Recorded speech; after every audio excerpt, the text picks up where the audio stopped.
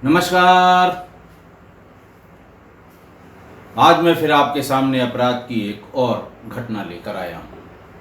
आज के अपराध की घटना भी हालिया है, बिल्कुल हाल फिलहाल की है। मतलब उसका अनावरण बिल्कुल हाल फिलहाल का है। परसों का ही उसका अनावरण है। आज 26 तारीख है और 24 तारीख का उसका अनावरण है। हुआ यूं था कि 14 और 15 अगस्त की रात को उत्तर प्रदेश के बदायूं जिले के बिलसी कस्बे के भीतर ही एक मोहल्ला नंबर 8 है। मोहल्ला नंबर 8 वो एक मकान के सामने वहाँ के रहने वाले तेजेंद्र पुत्र डोरीलाल कस्बे में बड़े पॉपुलर थे, क्योंकि वो खिलौना बेचने का काम करते थे। इसलिए बच्चे और महिलाएं जो खिलौना बच्चों के लिए जिद करने पे खरीदती थी, वो तेजेंद्र को जानती थी। हल्ला हुआ सुबह 4 साढ़े 4 बजे कि तेजेंद्र बाहर चारपाई पर सो रहे थे। किसी ने उनकी गर्दन काट कर उनकी हत्या कर दी। गर्दन भी ऐसी काटी कि बस थोड़ा सा वो धड़ से लगा हुआ था, बाकी एकदम धड़ से अलग हो गया था। पूरा मोहल्ला इकट्ठा हो गया। मोहल्ला नंबर 8 हल्ला हुआ, सब तेजेंद्र को मार दिया, तेजेंद्र को मार दिया। क्या बात है, किसने मार दिया? कोई रंजिश नहीं थी। पुलिस को भी खबर गई। 4:30-5 बजे इंस्पेक्टर भी वहां पर, ब्रजेश सिंह इंस्पेक्टर बिलसी हैं, वो भी आ गए। सवेरे 15 अगस्त की परेड भी होनी होती है, इसलिए सब कर्मचारी थोड़ा जल्दी उठ के तैयारी करते हैं। हेडक्वार्टर पे भी 9 बजे झंडारोहण थाने पर होना होता है। एसएसपी को अपने ऑफिस में करना होता है, सर्किल ऑफिसर को अपने ऑफिस में करना होता है। यानी 15 अगस्त को पूरी पुलिस फोर्स सुबह 5-6 बजे दुरुस्त हो जाती है, जिसको जहाँ से आना जाना हो। झंडारोहण के समय पुलिस अपने अपने जो उसका स्थान निश्चित है वहाँ पहुँच जाती है। इसीलिए जल्दी जल्दी में बड़ी संख्या में पुलिस वहाँ पर आ गई कि इसको जल्दी देख लिया जाए, ताकि सब लोग झंडारोहण के समय थाने पर इकट्ठा हो सकें। इसीलिए इंस्पेक्टर ब्रजेश सिंह ने हेडक्वार्टर से फॉरेंसिक की mobile team, dog squad, surveillance की टीम, क्राइम ब्रांच की टीम सब बुला लिए। खुद मौके पर पहुंच गए।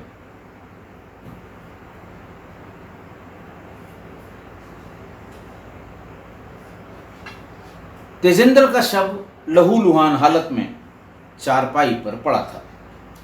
चारपाई से कुछ ही दूरी पर एक फरसा भी पड़ा था, जिसमें मांस के लोथड़े फंसे हुए थे। इसके साथ ही मृतक तेजेंद्र के गले से खून निकलकर नीचे जमीन में होता हुआ पास की नाली में बह रहा था। ये पूरा दृश्य देखकर गांव वाले और जो मोहल्ले वाले थे, उनके होश उड़ गए कि किसकी इतनी रंजिश हो सकती है कि इतना ब्रूटल मर्डर तेजेंद्र का किया गया। बहरहाल झंडारोहण के तुरंत बाद SSP Badaun doctor OP Singh भी मौके पर पहुंच गए। सारी टीम जो शुरुआती दौर में आई थी, वो भी आकर चली गई थी। डॉग स्क्वाड को फिर से बुलाया गया। वो वहीं आसपास घूमती रही, वहीं आसपास वो देखता रहा। डॉक्टर ओपी सिंह ने उसकी मृतक की पत्नी मिथिलेश से पूछा, क्योंकि बार बार डॉग वो मिथिलेश के पास आ रहा था। उनसे पूछा, तुम कहाँ सोई थी? मिथिलेश ने कहा कि इनके ठीक बगल वाली चारपाई पर मैं सोई थी, हमेशा यहीं सोती हूँ। उन्होंने पूछा कि तुमने जरा सा भी शोर नहीं सुना, जरा सा भी कोई बात नहीं सुनी? उन्होंने कहा साहब बिल्कुल नहीं सुनी। वो तो 4 बजे के आसपास मेरा बेटा बाहर निकला, उसी ने मुझको जगाया कि ये देखिए पिताजी को क्या हो गया। मेरी नज़र भी पड़ी तो वो अजीब तरीके से पड़े हुए थे, बहुत ज़्यादा खून निकल रहा था। हल्ला मचाया, बाकी बच्चे घर के भीतर से भाग कर आए। थोड़ा सा घना मोहल्ला है, मोहल्ले वाले भी ये चीख पुकार सुन के सब बाहर आ गए। मिथिलेश के पास जो डॉग जा रहा था तो उसका समाधान हो गया कि साहब बगल में ही थी, लिहाजा इसकी स्मेल उसको मिल रही होगी। बात वहीं पर खत्म हो गई।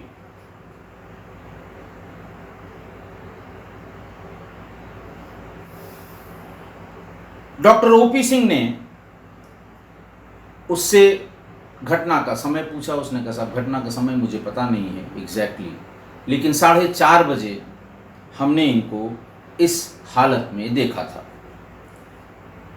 चूंकि फरसा वहीं पड़ा हुआ था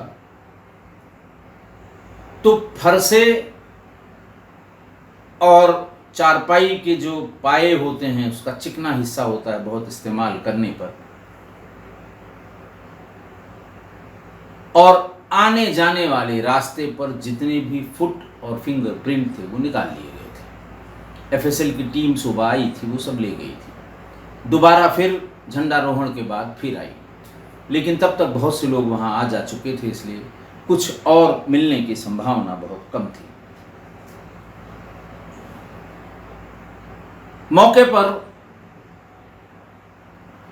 आईओ आए, इंस्पेक्टर आए, अपना कार्यक्रम थाने का ख़त्म करके पूछताछ शुरू की तो पता ये लगा कि तेजेंद्र के 5 बच्चे हैं। सबसे बड़ा अंशुल है, उसकी शादी को 3 साल हो चुके हैं और 1.5 साल की उसकी एक बिटिया भी है। इसके अलावा दूसरा बेटा है अनमोल, वहीं उसकी बेटी संगीता 9 साल की, आस्था 7 साल की और 6 साल की निधि है। अंशुल चूंकि घर का सबसे बड़ा बच्चा था तो वो पिताजी के साथ, पिताजी फेरी लगाते थे कस्बे में, आसपास के गांवों में खिलौनों की, बच्चों के खिलौनों की, और बेटा अंशुल वहीं बाजार में एक छोटी दुकान करता था जिसमें खिलौने वो बेचता था। यानी बाप बेटे दोनों को कस्बे वाले अच्छी तरह से जानते थे कि बच्चों के खिलौने का, चूंकि बहुत बड़ा कस्बा तो वैसे बिलसी बड़ा है लेकिन इतना भी बड़ा नहीं है कि वहाँ 4, 6, 10 दुकानें खिलौनों की हों, इसलिए लोग इनको जानते थे। कुछ पता नहीं लगा, लोग यही कहते रहे, पब्लिक वाले भी, गांव वाले, मोहल्ले वाले भी और घर वाले भी, कि साहब मेरे बाप की किसी से रंजिश नहीं थी, कतई किसी से रंजिश नहीं थी, और ऐसी रंजिश होती वो घर के बाहर सोते क्यों। मिथिलेश से भी पूछा गया कि ऐसा कैसे हो सकता है कि बगल में तुम्हारे पति की गर्दन अलग की गई हो और तुम्हें बिल्कुल पता नहीं है। उसने कहा साहब हम सो गए थे, इतवार का दिन था। इसी बीच 15 अगस्त की शाम होते होते फुटप्रिंट्स और फिंगरप्रिंट्स जो मोबाइल फॉरेंसिक वैन होती है उसके जो साइंटिस्ट साथ में रहते हैं वो ले आए और उन्होंने कहा कि साहब इसको भी जरा आसपास के लोगों से मिलान कराया जाए, देखा जाए कि ऐसा तो नहीं किसी प्रोफेशनल आदमी ने ऐसा किया हो।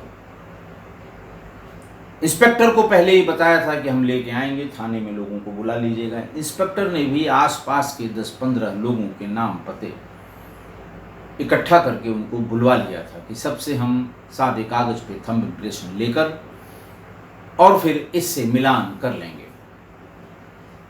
उसके बाद इस जो थंब इम्प्रेशन का जो फिंगरप्रिंट है उसके बाद फिंगरप्रिंट को एफएसएल में जांच के लिए भेजा जाएगा अगर किसी से वो मिल जाता है।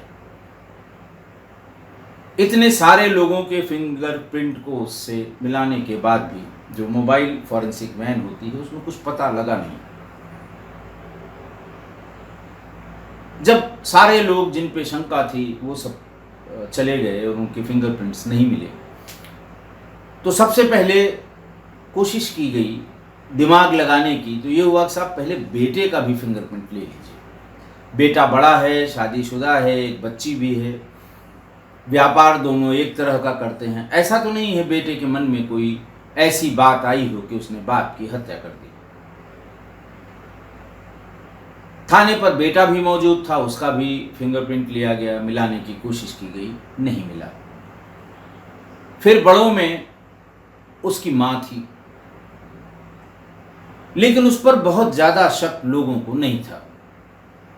सिर्फ इतना कि वो घटना के समय ठीक बगल में सोना बताती है, लेकिन उसके बाद भी उसे घटना के बारे में कुछ भी पता नहीं था। बहरहाल फिंगरप्रिंट मिथिलेश के भी लिए गए, तेजिंदर की पत्नी के। और जैसे ही मिलान फॉरेंसिक जो डिस्ट्रिक्ट का फॉरेंसिक हैंडलर होता है, हैंडल करने वाला, उसने कहा साहब ये तो सारे फिंगरप्रिंट इसी के मिले हैं फरसे पे। फिर पूछा गया कि क्या तुमने जब फरसा देखा था तो उसको छूने की कोशिश की थी? उसने कहा नहीं साहब, मिलने के बाद न मैंने छुआ न मेरे बेटे ने छुआ। लेकिन बात तय हो गई कि फरसे पर निशान मृतक की पत्नी मिथिलेश के थे। पुलिस ने सबको जाने के लिए कहा और मिथिलेश को रोक लिया। महिला कांस्टेबल्स, महिला सब इंस्पेक्टर बुलाई गई। मिथिलेश से पूछताछ शुरू हो गई। थोड़ी देर के बाद ही मिथिलेश ने कहा कि साहब हमको डांटने और मारने की कोई ज़रूरत नहीं, मैं सब बताता हूँ। हाँ, मैंने ही अपने पति की हत्या की थी और मैंने तय कर रखा था कि मैं इसे मारूंगी जरूर, और ये फरसा मेरा ही है। 9 अगस्त को मैं ये फरसा लेकर बिलसी बाजार गई थी और जो वहाँ फरसे पर चाकू पे, कैंचियों पे धार लगाने वाले होते हैं, उनसे धार इसकी लगवाई थी, शार्पन कराया था और कहा था कि इतना शार्प हो कि अगर छू भी जाए तो उंगली या हाथ जहाँ छू जाए वो कट जानी चाहिए। उसने भी अच्छे से धार लगाया और उसको लेकर आई और अपने घर में भीतर जहाँ सामान होते हैं वहाँ छिपा कर रख दिया। उसने बताया कि मैं 9 तारीख से वेट कर रही थी। फिर मैंने ये महसूस किया कि इतवार को चूंकि बहुत जल्दी जाते हैं हमारे पति और बेटा भी, और बहुत देर में आते हैं, सबसे ज़्यादा व्यापार उसी दिन हो पाता है, तो थके हुए होते हैं और खाना खा के जब सोते हैं तो फिर उन्हें होश नहीं रहता। उसने बताया कि खाना खाने के बाद तेजिंदर बाहर चारपाई डालकर सो गया। मैं भी चारपाई लेकर बाहर उसके बगल में अपनी चारपाई लगा दी। मैं भी लेट गई। करीब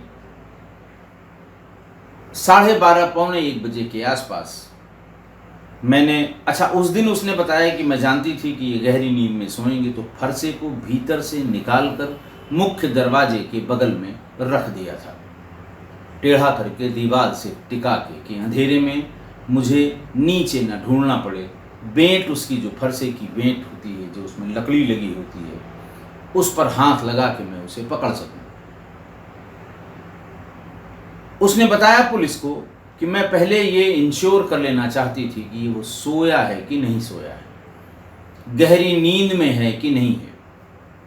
करीब 12:30 पौने 1 बजे मैंने उसके हाथ को हल्के से छुआ। उसने फौरन हाथ को झटक दिया। मैं समझ गई कि अभी ये सोया नहीं है। मैंने 1 घंटे फिर इंतज़ार किया। जब करीब अंदाज से 1 डेढ़ बज रहे होंगे तो मैंने फिर वहाँ पर हाथ रखा। कोई हरकत नहीं हुई। फिर थोड़ी देर बाद थोड़ा सा ज़्यादा प्रेशर देकर हाथ रखा, तब भी कोई हरकत नहीं हुई। मैं समझ गई कि यह गहरी नींद में सो गया है। मैं मेन दरवाजे के पास गई, हाथ में फरसा लिया और पूरी अच्छी तरह से छानबीन करने के बाद कि गर्दन कहाँ पर है, मैंने इतनी जोर से उस पर वार किया कि मुंह से जरा सा भी आवाज नहीं निकल सकी और उसकी गर्दन धड़ से अलग हो गई। दूसरा बार फिर मैंने उसी जगह जहां पहला किया था वहां पर दूसरा किया।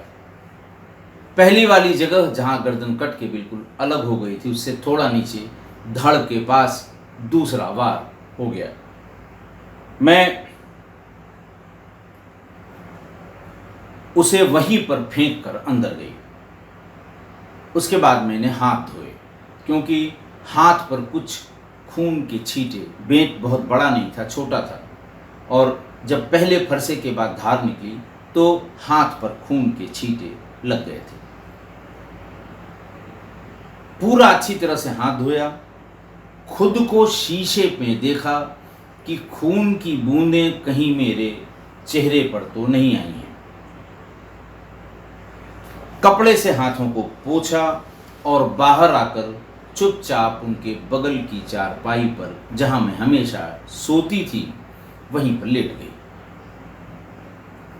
करीब 1.5 घंटे बाद या 2 घंटा बाद 4 बजे के आसपास मेरा बेटा अंशुल बाहर निकला और वो चिल्ला उठा।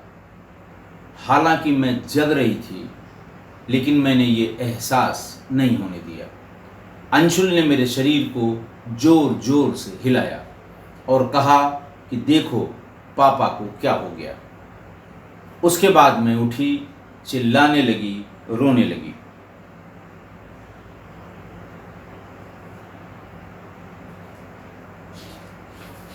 इस बीच में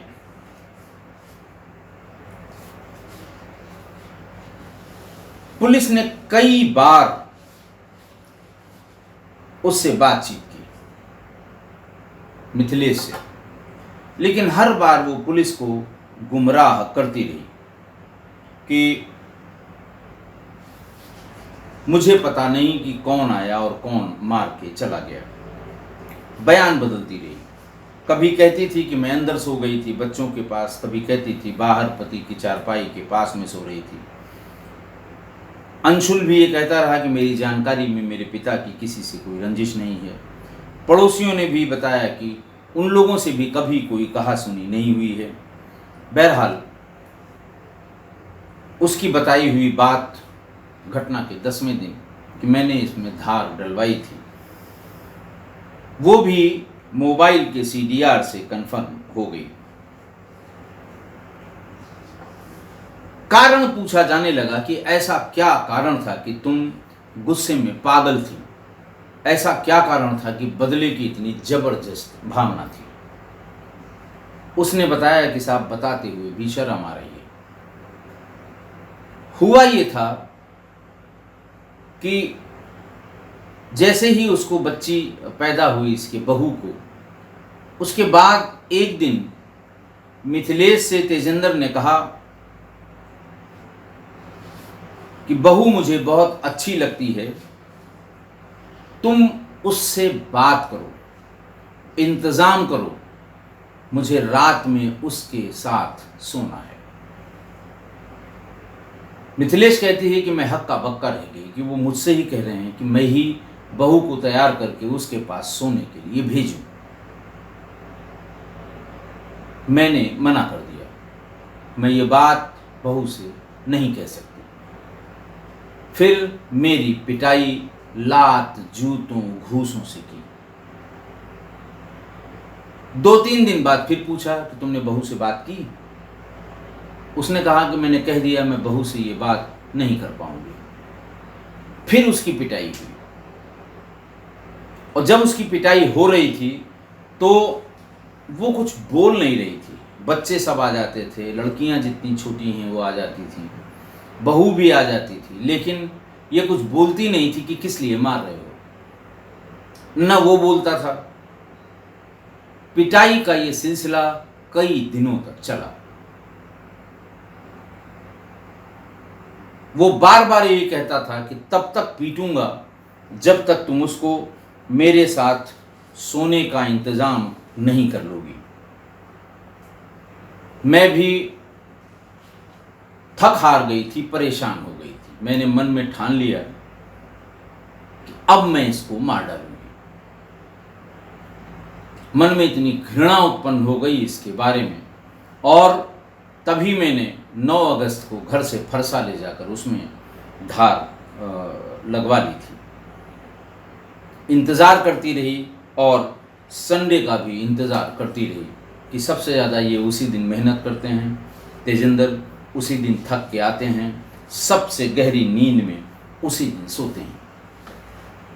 और जैसे ही संडे आया और मैंने उसको छू कर ये कन्फर्म कर लिया कि ये सो गया है, मैंने एक ही बार में उसका सर धड़ से अलग कर दिया। आज की घटना। मिथिलेश ने पुलिस के सामने जो बयान दिया, या केस डायरी में जो मिथिलेश का बयान लिखा गया, वो वाक्य है, इंतज़ाम करो, मुझे बहू के साथ सोना है। ये बात किसी गैर से नहीं बल्कि अपनी पत्नी से अपनी बहू के लिए ही कही गई। जरा सा आप सोच कर देखिए कि इस वाक्य का एक एक शब्द गंदा है। मतलब लगेगा आपको कि एक एक शब्द इसका गंदा है। एक एक शब्द से दुर्गंध आएगी कि एक ससुर अपनी पत्नी से ये कहता हो कि मेरे लिए सेटिंग करो, मेरे लिए इंतज़ाम करो, मुझे हर हाल में बहू के साथ सोना है। एक एक शब्द से दुर्गंध आएगी और एक एक शब्द से आपके अंदर घृणा के भाव आएंगे उसके प्रति जिसने ये शब्द इस्तेमाल किए हैं एक वाक्य में। अब जिसने ये वाक्य कहा है उसकी फोटो मैंने कम्युनिटी में डाली है, तेजिंदर की, मृतक की, मिथिलेश के पति की, अंशुल के बाप की। ये फोटो मैंने कम्युनिटी में डाली है, एक बार उसे भी देख लीजिए। बिल्कुल शराफत की चाशनी में डूबा हुआ उसका चेहरा दिखेगा आपको। लग ही नहीं सकता कि अरे बाप रे बाप, ये अपनी पत्नी को सिर्फ इसलिए मारता था कि बहू को अपने साथ सोने के लिए राजी करा सके। बिल्कुल शराफत की चाशनी में बिल्कुल डूबा हुआ, आप एकदम टनाटन, आप कह नहीं सकते, आप सोच नहीं सकते। लेकिन जैसे ही आप उसकी फोटो देखेंगे और वाक्य का एक एक शब्द याद करेंगे, आपको उससे घृणा हो जाएगी। मृतक ने यह बात 1-2 बार नहीं 20 बार अपनी पत्नी से कही थी। शुरुआत में तो सामान्य रूप से कही और बाद में उसे लगा कि यह बात नहीं कर रही है तो पिटाई शुरू की, और तब तक पीटता रहा। उसने जब तक ये नहीं कहा कि जब तक तुम पूरा इंतज़ाम करके मेरे पास नहीं सुला दोगी मैं तुम्हें पीटता रहूंगा। अगर तुम्हें पिटाई से बचना है तो तुम्हें इंतज़ाम करना होगा। उसने बार बार कहा, महिला ने, कि यह बात मैं अपनी बहू से नहीं कर सकती। तुम क्यों नहीं बात कर लेते? तुम खुद बात करो। मैं अपनी बहू से यह बात नहीं कह सकती कि तुम्हें अपने ससुर के साथ सोना है। बेटा भी मेरा ही है, बहू भी मेरी ही है। बल्कि बहू से उसने चुपचाप ये बता दिया कि जब तुम्हारे ससुर तुमको दिखाई पड़े या घर आने का समय हो तो उनके सामने कभी मत पड़ना। बहू रोज पूछती थी कि माताजी आपने ये बात क्यों कही, लेकिन मिथिलेश ने कभी अपनी बहू को नहीं बताया कि मैं ये बात क्यों कह रही हूं। अब आप इसमें महिला का द्वंद्व देखिए। उसे बहू को अपने पति से बचाना भी है और उसे अपने पति की बहू के नज़रों में इज्जत खराब होने से भी बचाना है कि बहू ससुर के बारे में क्या सोचेगी अगर मैं ऐसा उससे कहूँगी। ये एक महिला का द्वंद्व है और अगर मैं ऐसा करती हूँ तो बहू के साथ नाइंसाफ़ी होगी। और इसी द्वंद्व में उस महिला ने ये डिसाइड किया कि इसे हम मारना ही बेहतर है, क्योंकि अगर ये बात इसने खुद कह दी तो वो अपने पति को बताएगी। पति या तो बाप को बेइज्जत करेगा, लड़का मतलब अंशुल, या तो बाप को बेइज्जत करेगा और ज़्यादा परेशान होगा तो बाप को मार देगा, जेल जाना पड़ेगा फिर उसको। फिर बहू की देखभाल कौन करेगा? अगर मारता नहीं है, बेइज्जत करता है, तो ये दुष्ट प्राणी है, इसको जेल भिजवा देगा। फिर उसके और बहू के बीच कोई रोक टोक नहीं रहेगी, वो जो चाहता है वो कर लेगा। फिर यही द्वंद्व उसके दिमाग में आया और उसने फाइनली ये डिसाइड किया कि बजाय मेरे बच्चे के जेल जाने के, बजाय उसको ये मौका देने के कि वो घर में बहू के साथ कुछ गलत कर सके, मैं खुद ही ऐसा करके और जेल चली जाऊंगी और कम से कम मेरी बहू की इज्जत बचेगी और बेटा बहू आराम से रह पाएंगे। उसने घर में रखे फरसे को बाजार से धार डलवाई और मौके का इंतजार करती रही। अंत में समस्या को जड़ से ही समाप्त कर दिया, खुद जेल चली गई। बेटे बहू को बाप की सच्चाई बाप के मरने के बाद पता लगी और बेटे बहू दोनों ही अपने मां को जल्द से जल्द छुड़वाने की पैरवी करते दिखे, इस बात के लिए कि मां ने जो कुर्बानी की है उसका कोई जवाब नहीं है, वो अनपैरेलल है।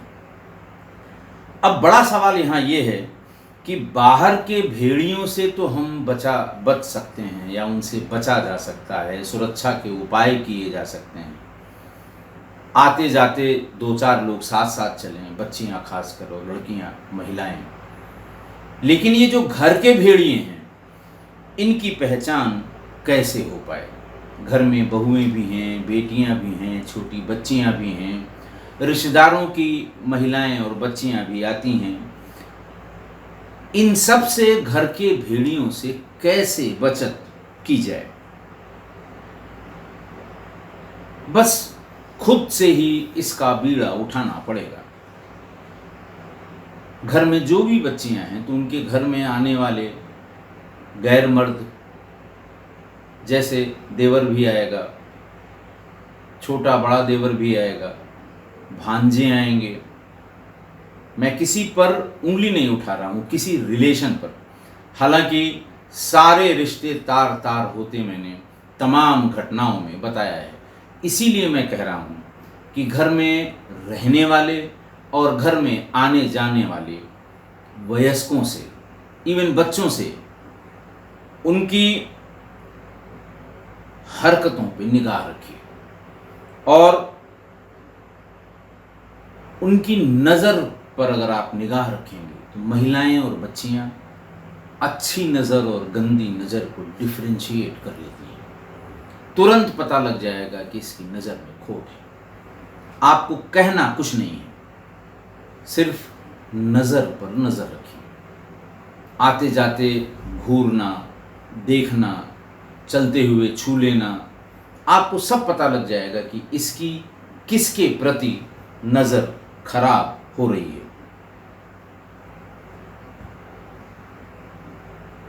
इसलिए और किसी के चेहरे और शराफत पर कभी मत जाइए। उसकी निगाहों और हरकतों पर ध्यान रखिए। आपने देखा होगा तेजेंद्र के चेहरे को, कौन कहेगा कि इस तरह का आदमी है, लेकिन था, प्रामाणिक रूप से था, मारा गया। इसलिए हरकतें और निगाहों पर की परख जरूर कर लीजिए, पता लग जाएगा, सब को पता लग जाता है, महिलाएं और बच्चियों को ज़रूर पता लग जाता है। आज के लिए इतना ही, और मेरी इस बात से आप जरूर सहमत होंगे, महिलाएं खासकर सहमत होंगी कि वो नज़रों से परख लेती हैं किसकी नज़र गंदी है, किसकी नज़र में खोट है। आशा है आप मेरी इस बात से सहमत होंगे। आज के लिए इतना ही, बहुत बहुत धन्यवाद।